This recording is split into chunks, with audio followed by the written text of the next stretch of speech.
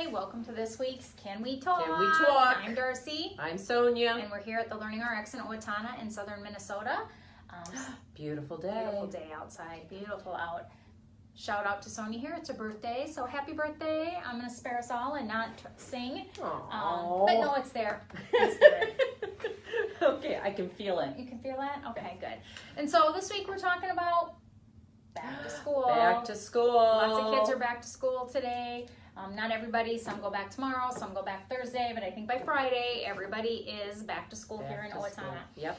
And in the region. So what are some of the things when you talk with parents that they talk about as far as being hard for their kids when it comes to school? Well, there's different things. One, it's kind of similar to my childhood. When the child is in class, you may have done this too when you were in school. The teacher said everyone's going to read a paragraph. Right. And so you spend the time counting how many kids in front of you and then focusing on that paragraph to see if you know all the words or if you're going to embarrass yourself. And I hear that a lot from parents and even the kids themselves, that is a huge stressor for them. And, you know, when you go back to school, you don't know exactly what's coming at you. What are some things that you have heard? Yeah, getting used to, for some children, that new routine is going to be different, especially if they're switching from elementary to middle school to high school. You know, each one has a little more independence, new building, new teachers, new expectations. And for some children, that change in structure is, a change like that is really, really hard for them. Yeah. And getting to know somebody new, not having their same classmates in their classes for some. It's just a lot of it has to do with that change. It is a big change. For me, it's about my daughter. Big shout out to Jenna, going to freshman in high school. Yeah. And Lots your youngest is now at the top of the middle school. Yeah, he's top of the middle school in 8th grade. So he doesn't have a whole lot of anxieties. His biggest was just he wanted to know where his classrooms were and where his locker was, and try the combination. Because last year, his combination, we had a hard time getting his locker open. Oh, no. And so the fact that he got that open the first time was, put him at ease. Otherwise, he went through and got all of his school supplies ready a couple months ago. He's just like, I got everything I need, and it's been in a stack in his room, ready to go. And I'm like, you sure you don't need any school supplies? He's like, maybe a new pencil pouch. But he got all organized, all on his own about the end of June, early July.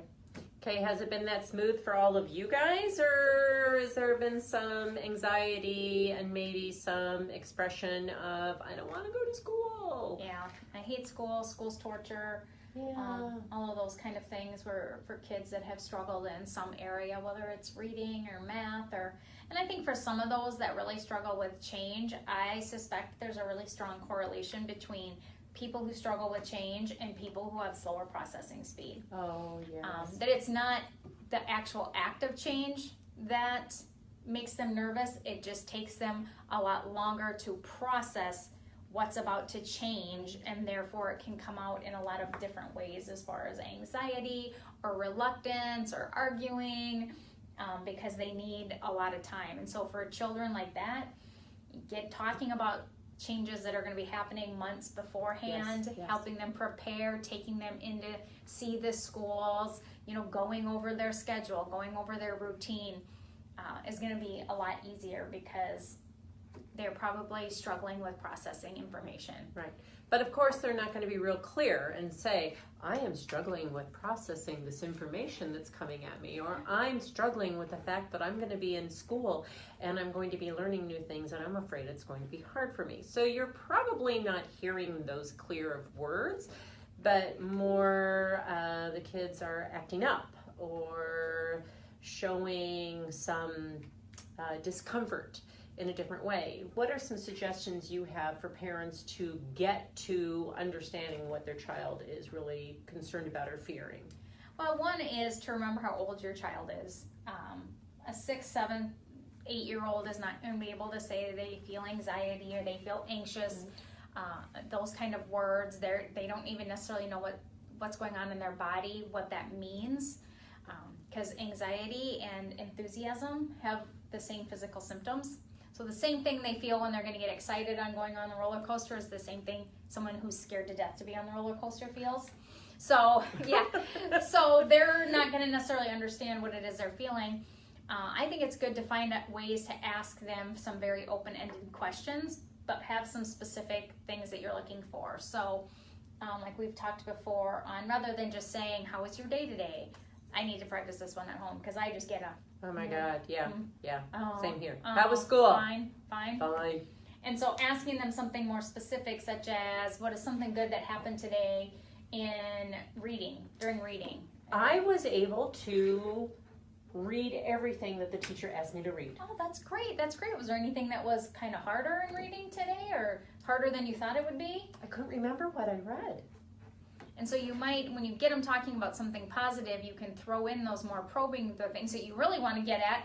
A lot of times is what's hard and what's the struggle going to be, especially if it's with a child that has a history of struggle, that you can get, you don't want to keep asking them the same thing. How did reading go? Because if that's been hard for them and this is a repeated year, the third year in school and it's the third year reading's been hard, then you're just shutting down the communication. So finding other ways to get them to talk about what was good and what was fun and opening them up that way gives you then the doorway to slip in and try to find out some of those harder questions. Is there any questions that you have found asking families that surprises parents with their kids' response? Can't think of any right now. Nothing specific. It's not the same for everyone. It's Yeah, something a little it's different. So we're actually going to post some different questions you can ask your kids, some probing ways to ask. And Darcy, what if a family was hoping that this year's was the year that the kid was really going to show a difference and things were going to become easier? And I'd say that's really hopeful and wishful thinking. A lot of times when someone's struggling, it's not just in need of a new teacher. It's not because of the instruction that they were given. It wasn't because of the teacher. It wasn't because of the school. It was some other underlying cause. And so that's having those conversations. You can come in and talk with us and get an assessment. We can see if the root cause is cognitive related, which we find even in the brightest of children, there's usually one cognitive area that they struggle with, and that is where and that matches up totally with what the parents are seeing. Exactly. As well as talking with the school and talking with your doctor about any, it's making sure that you're getting a real 360 view of what's going on with your child. Right.